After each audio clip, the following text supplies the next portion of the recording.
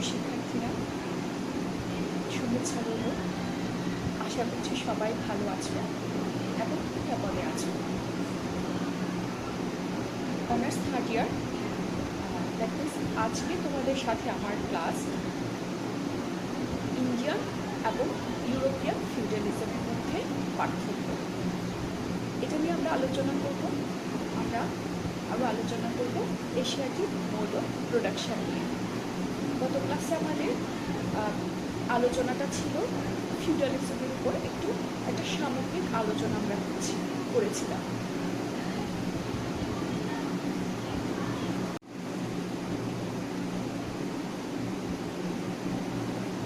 আমরা এখন আলোচনা করব ইন্ডিয়ান ফিউডালিজম এবং ইউরোপিয়ান ফিউডালিজমের মধ্যে পার্থক্য নিয়ে। ইন্ডিয়ান ফিউডালিজম এবং ইউরোপিয়ান ফিউডালিজমের মধ্যে পার্থক্যটা নিয়ে আলোচনা করতে গেলে প্রথমেই যে পার্থক্যটার কথা বলতে হবে আসলে সেটা হচ্ছে ভূমিতে ব্যক্তিগত মালিকানার উপস্থিতি এবং অনুপস্থিতি। ভূমিতে ভারতীয় সামন্তবাদে ভূমিতে ব্যক্তিগত মালিকানা ছিল না,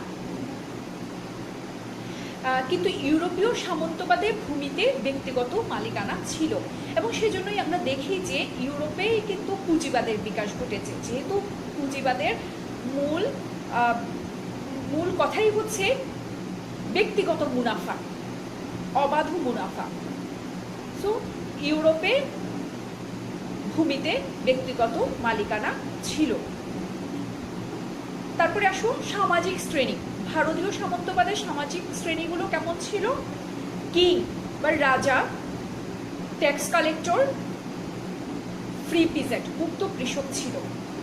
আর ইউরোপীয় সামন্তবাদী সামাজিক শ্রেণী ছিল রাজা, ফিউডাল লর্ড বা সামন্ত প্রভু, ভ্যাসেল এবং সার্ভ বা ভূমিদাস।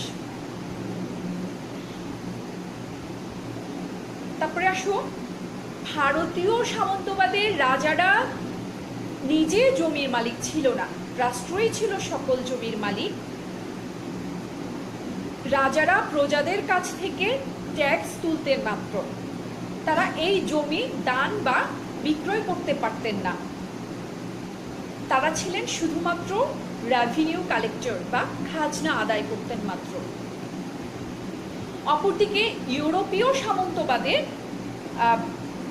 রাজারা অনেক বেশি শক্তিশালী ছিল।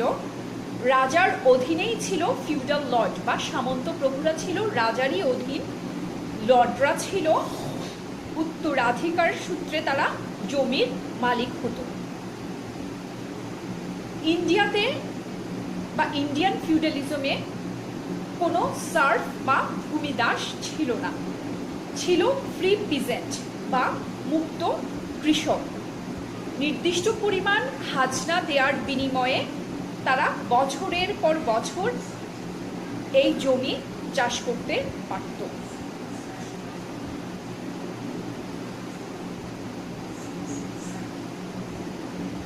ইন্ডিয়াতে সামন্ততান্ত্রিক যুগে কোনো সামন্ত চুক্তি সম্পাদিত হয়নি, কিন্তু যেটা ইউরোপে হয়েছিল।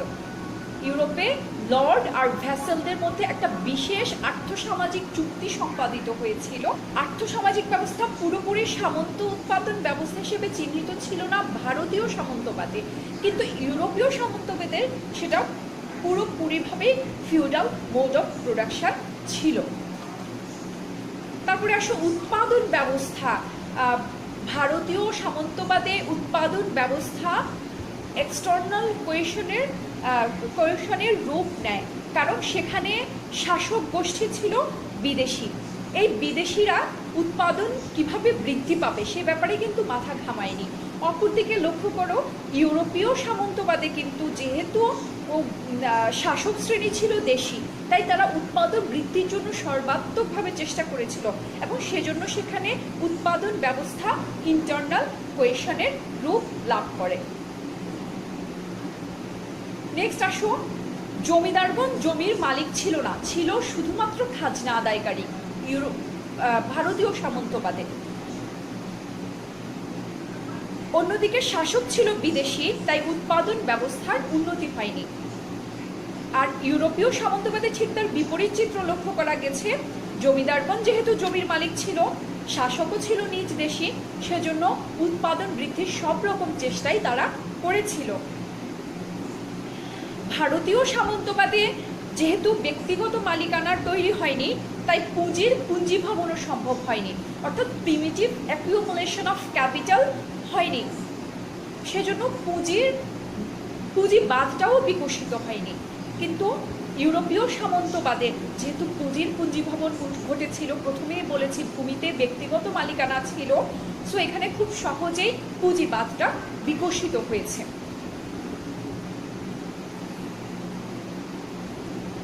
পুরোহিতরা ছিল ভারতীয় সামন্তবাদে, পুরোহিতরা ছিল ধর্মীয় গুরু, কিন্তু আইন প্রণয়নে তাদের কোনো ক্ষমতাই ছিল না। তাই রাষ্ট্রের সাথে পুরোহিতদের কোনো দ্বন্দ্ব হয়নি।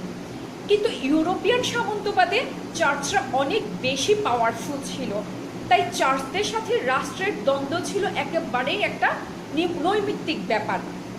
সামাজিক যে শ্রেণীবিন্যাস ছিল ইউরোপে, তাতে সর্বোচ্চ স্থানে ছিল চার্চ বা যাজক শ্রেণী। ভারতে সেচ ব্যবস্থা রাষ্ট্রের নিয়ন্ত্রণে ছিল। এ কাজ করতে গিয়ে প্রশাসনিক আমলাতন্ত্রের সৃষ্টি করতে হয়েছে, কিন্তু ইউরোপে সেচ ব্যবস্থা রাষ্ট্রের নিয়ন্ত্রণে ছিল না, এটি ছিল সামন্ত প্রভুদের হাতে। আর একটা মোস্ট ইম্পর্টেন্ট যেটা পার্থক্য, ভিলেজ কমিউনিটি, স্বয়ংসম্পূর্ণ সেলফ সাফিসিয়েন্ট ভিলেজ কমিউনিটি ছিল ভারতীয় সামন্তবাদে, এবং এ কারণে ব্যবসা বাণিজ্যের প্রসার ঘটেনি। সেলফ সাফিসিয়েন্ট কমিউনিটি ভিলেজ, স্বয়ংসম্পূর্ণ গ্রাম সমাজ ব্যবস্থা, আমরা আগের ক্লাসে আলোচনা করেছিলাম, তোমাদের নিশ্চয়ই মনে থাকবে। স্বয়ংসম্পূর্ণ গ্রাম সমাজ ব্যবস্থাটা কেমন ছিল, অর্থাৎ জীবন জীবিকার জন্য যা কিছু প্রয়োজন সব কিছু গ্রামের মধ্যেই উৎপাদিত হতো। অন্য কোনো রাজ্যের সাথে বা অন্য কোনো রাষ্ট্রের সাথে তাদের যোগাযোগের কোনো প্রয়োজন হতো না। পণ্য বিনিময় হতো, ধরো কেউ ধান প্রডিউস করছে, কেউ লবণ প্রডিউস করছে, কেউ কাউকে ধান দিয়ে তার বিনিময়ে সে কিছু লবণ নিত, এভাবে পণ্যের বিনিময় হতো। সেজন্যই গ্রাম সম্প্রদায়টা ছিল একটা স্বয়ংসম্পূর্ণ গ্রাম সমাজ ব্যবস্থা, এবং এ কারণে সেখানে ব্যবসা বাণিজ্যের প্রসার ঘটেনি। আর ইউরোপীয় সামন্তবাদে যেহেতু সেলফ সাফিসিয়েন্ট কমিউনিটি ভিলেজ ছিল না, ব্যবসা বাণিজ্যের প্রসার ঘটার অফুরন্ত সুযোগ ছিল, এবং ব্যবসা বাণিজ্যের প্রসার ঘটেছিল, এবং খুব স্বাভাবিকভাবেই সেখানে ধনতন্ত্রের বিকাশ হয়েছে।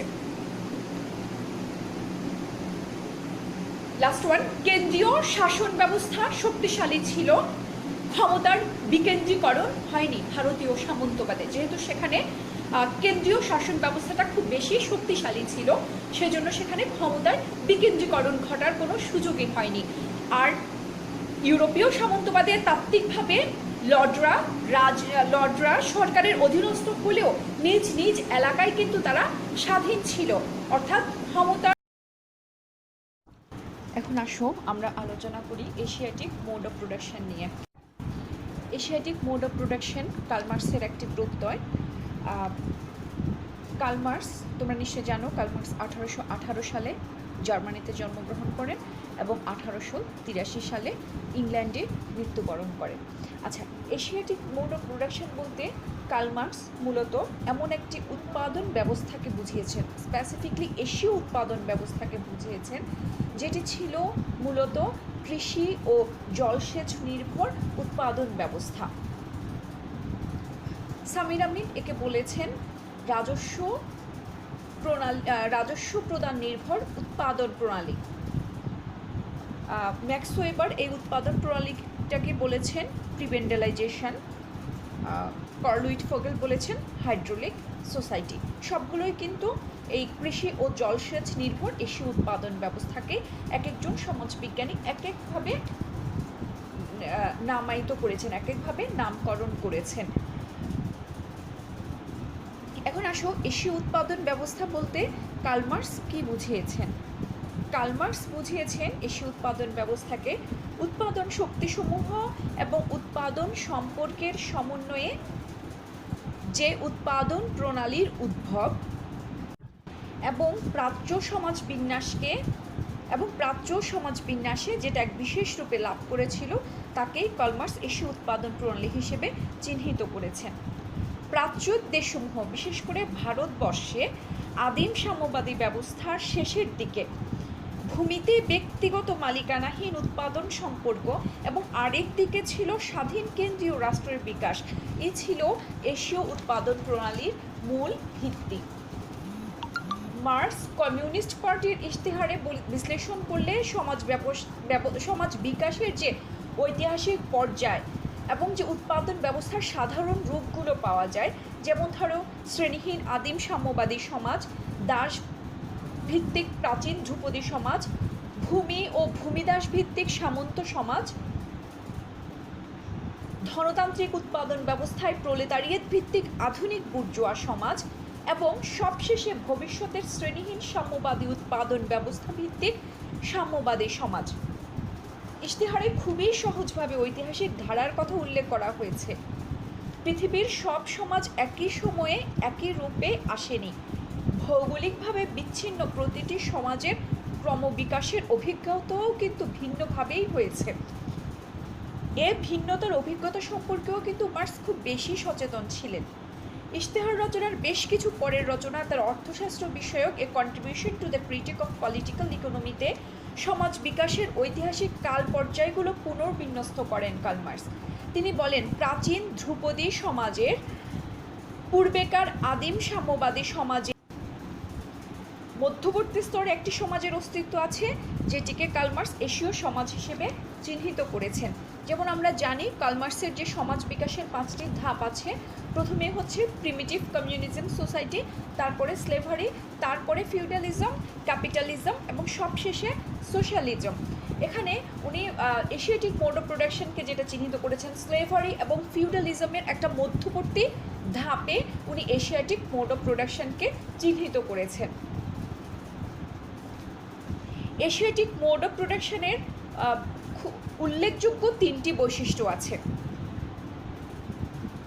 1 নম্বর হচ্ছে ভূমিতে ব্যক্তিগত মালিকানার অনুপস্থিতি, 2 নম্বর স্বয়ংসম্পূর্ণ গ্রাম সমাজ ব্যবস্থা, 3 নম্বর রাষ্ট্রের ক্ষমতা ও কর্তৃত্ব ছিল স্বৈরাচারী। আচ্ছা, এবার আসো আমরা যে বৈশিষ্ট্যগুলোর কথা বলছিলাম। প্রথমে বলি স্বয়ংসম্পূর্ণ গ্রাম সমাজ ব্যবস্থা, সেলফ সাফিসিয়েন্ট ভিলেজ কমিউনিটি। আমরা যেটা বলেছিলাম গত ক্লাসে আমরা এটা ডিটেল আলোচনা করেছি স্বয়ংসম্পূর্ণ গ্রাম সমাজ ব্যবস্থা সম্পর্কে। আজকে আর ডিটেল আলোচনা করব না, তোমরা ওখান থেকেই দেখে নিও। মার্কসের মতে স্বয়ংসম্পূর্ণ গ্রাম সমাজ ছিল এশীয় উৎপাদন প্রণালীর অন্যতম বৈশিষ্ট্য। হ্যাঁ, তোমরা আগেই জেনেছো যে গ্রামগুলো ছিল স্বয়ংসম্পূর্ণ, জীবন ধারণের জন্য প্রয়োজনীয় যা কিছু দরকার হতো তা গ্রামেই উৎপাদিত হতো। অন্য কোনো রাজ্য বা রাষ্ট্রের সাথে তাদের বিনিময়ের প্রয়োজন হতো না। স্বয়ংসম্পূর্ণ গ্রামের সাথে বাইরের শহরের তেমন কোনো যোগাযোগ ছিল না বললেই চলে। গ্রামের চাহিদার দিকে লক্ষ্য রেখে উত্তরাধিকার সূত্রে প্রাপ্ত প্রত্যেক পেশাজীবী ফসল ও দ্রব্য উৎপাদন করত, যা তারা নিজেরাই শুধুমাত্র ভোগ করত। তাই স্বয়ংসম্পূর্ণ গ্রাম ছিল অনড়, আড়ম্বরহীন ও স্পন্দনহীন। তারপরে আসো ভূমিতে ব্যক্তিগত মালিকানার অনুপস্থিতি। এশিয়াটিক মোড অফ প্রোডাকশনের অন্যতম বৈশিষ্ট্য ছিল এটি। এ প্রসঙ্গে কার্ল মার্কস বলেন, এশীয় সমাজে উৎপাদন সংগঠনের জন্য ব্যাপক জলসেচ ও বন্যা নিয়ন্ত্রণের প্রয়োজন হয়ে পড়ে। জলসেচ ও বন্যা নিয়ন্ত্রণ উৎপাদনের পূর্বশর্ত হওয়ায় এখানে ব্যক্তি মালিকানার উদ্ভব হয়নি। তিনি আরও বলেন, এই সমাজে জমির মালিক ছিল রাষ্ট্র। জমিতে ব্যক্তি মালিকানার কোনো অস্তিত্ব ছিল না। এরপরে আসো রাষ্ট্রের ক্ষমতা ও কর্তৃত্ব ছিল স্বৈরাচারী। রাষ্ট্রের সর্বময় কর্তা ছিল রাজা বা বাদশাহ। তিনি অভিজাতদের নিয়ে মন্ত্রী পরিষদ গঠন করতেন এবং তা যে কোনো সময় ভেঙে দিতে পারতেন। সমস্ত জমি রাষ্ট্র কর্তৃক করায়ত্ত থাকত। এ প্রসঙ্গে মার্কস বলেন, জলবায়ু ও ভৌগোলিক অবস্থা, বিশেষ করে সাহারা থেকে শুরু করে আরব, পারস্য, ভারতবর্ষ এবং এশীয় উচ্চ অঞ্চল পর্যন্ত এলাকায় কৃষির ভিত্তি ছিল খাল খনন করে জলসেচ ব্যবস্থা।